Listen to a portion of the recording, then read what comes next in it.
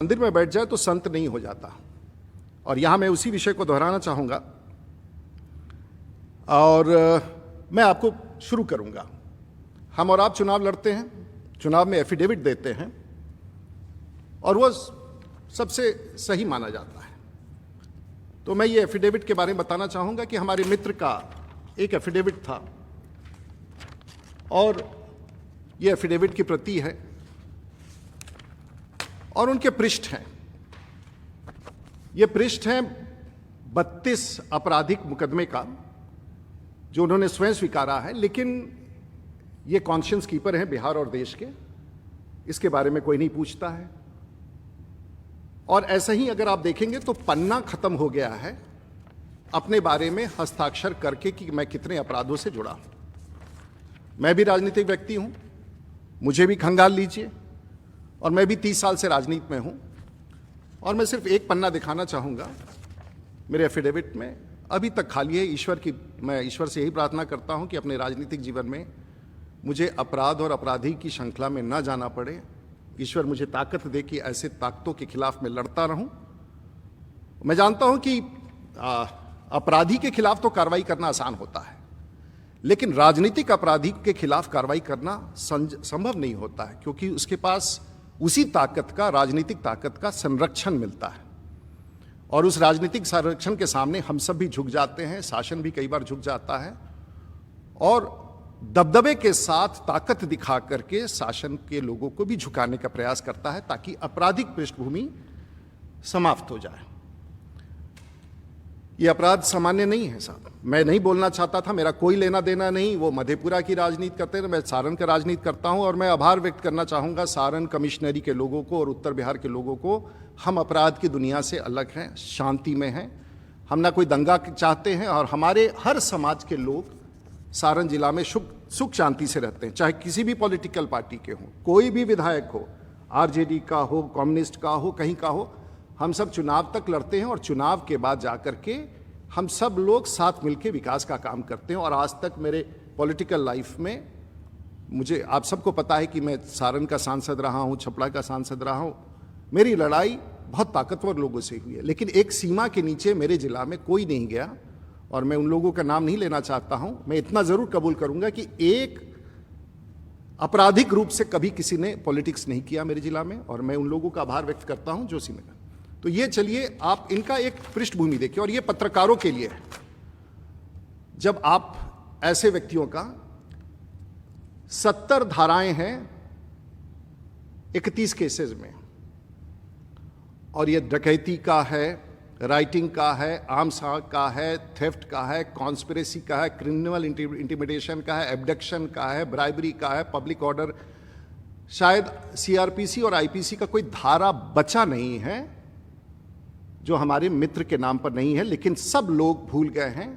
और पिछले 30 साल में ये सभी कई केसेस चार्जशीट हो चुके हैं, कई के कॉग्निजेंस हो चुके हैं, कई पर अब भगवान जाने कैसे कोई। और मैंने खंगाल डाला पूरी दुनिया के राजनेताओं के इतिहास को, पूरी दुनिया में। और मैं न Guinness book of world record में, न Limca book of world record में, कोई भी दुनिया का ऐसा पॉलिटिशियन नहीं होगा जिसकी ये आपराधिक भूमि हो, आपराधिक बैकग्राउंड। मुझे बहुत खराब लगता है, उनके ही परिवार हैं, बच्चे हैं मुझे, लेकिन मैंने उनको बुलाया नहीं था अपने यहाँ। मैंने उनको नहीं कहा था कि मेरे यहाँ आकर के कीजिए। मैंने कोई गलती नहीं की थी उस विषय पर भी।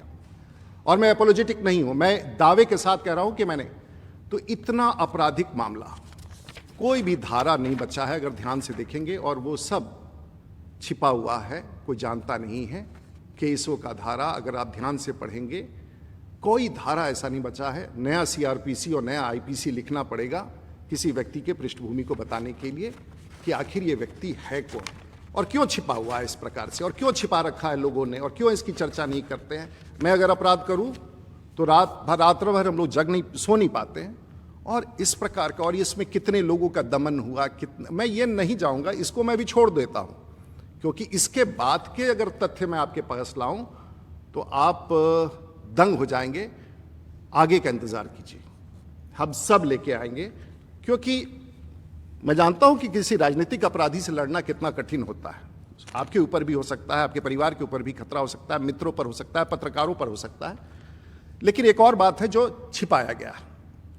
2014 में आप लोकसभा का चुनाव लड़े, जीत गए, लेकिन उस समय आपने 19 केसेस छिपा के रखे थे। 17, 18, 19, 25 अनुसंधान का क्रम जारी है। और आपने एफिडेविट में गलत दिया था। उस समय अगर आपके इस खिलाफ कोई न्यायालय में जाता तो शायद, लेकिन ये जांच का विषय है, इस पर मैं टिप्पणी, लेकिन आपने सत्यों को छिपाया था। तो मोटे तौर से आपके ऊपर अभी तक मधेपुरा में 6, पूर्णिया में 11, पटना में 29, जो स्पेशल कोर्ट में जो केसेस भेजे गए हैं 29, दरभंगा में 1, गाजीपुर उत्तर प्रदेश में 1, सहरसा में 2। पता नहीं, सरकार उस समय तो सबकी सरकार थी। आज की सरकार नीतीश कुमार जी की सरकार नहीं थी, सुशील मोदी जी नहीं थे, तारकिशोर प्रसाद नहीं थे, सबकी सरकार थी। और ये 1990 के बाद से, और मैं बताना चाहूँगा कि जब आप सांसद बने, मैं भी उसी वर्ष उस विधानसभा में जीत के आया था 27 साल की उम्र में। मैंने कभी आपसे किसी प्रकार का व्यवहार नहीं किया। आप राजनीति कर रहे थे, करे, सरकार का काम है देखना, लेकिन आपने आके एक ऐसा आरोप लगाया जो मेरे मन को झंझोड़ दिया। मेरे मन को नहीं झंझोड़ा, मेरे पूरे पॉलिटिकल फ्रेटर्निटी में एक आपने ऐसा शब्द डाल दिया जो शायद मैं कतई स्वीकार नहीं कर सकता था। मजबूरी में ये मैं प्रेस कॉन्फ्रेंस कर रहा हूं कि तथ्य, और ये भारतीय जनता पार्टी का नहीं है, राजीव प्रताप रूडी का, और ताकि ये रिकॉर्ड पर रहे, कभी भी इस लिंक को उठा के कोई देख सकता है। मैं इसके बाद जानना चाहूंगा, आप बहुत अच्छे आदमी हैं, आप मोरल कीपर है, कॉन्शियंस कीपर हैं। तो एक वीडियो आपको दिखाना चाहूंगा। इसके बाद जो है B9 तक तो दिखा दिया। आप गालियां निकालते हैं, आप किसको छोड़ते हैं? सब खराब है। ये पूरा डॉक्यूमेंटेड है, किसी को आपने नहीं छोड़ा है, सरकार में, सरकार के बाहर में। मैं नहीं बोलना चाहूंगा किसका, ये पूरा पृष्ठ है। उत्तर प्रदेश के मुख्यमंत्री, बिहार के मुख्यमंत्री सड़क पर ला देंगे, दिखा देंगे। डॉक्टरों के बारे में कोई ऐसा आदमी नहीं बचा है धरती का जिसको आपने अपमानित नहीं किया है, रंजिश नहीं किया। और आप संत हैं और बाकी सब अपराधी हैं। पूरे भारतवर्ष के नेता अपराधी हैं। भारत के स्वास्थ्य मंत्री अपराधी हैं। गृह मंत्री के बारे में आपने बोला और कहा कि इसे जेल भेज देना चाहिए, अपराध करना चाहिए, इसका हम अंतिम संस्कार करेंगे। आपने ऐसी सी बातें कही, किसी ने प्रतिकार नहीं किया, हमने भी नहीं किया।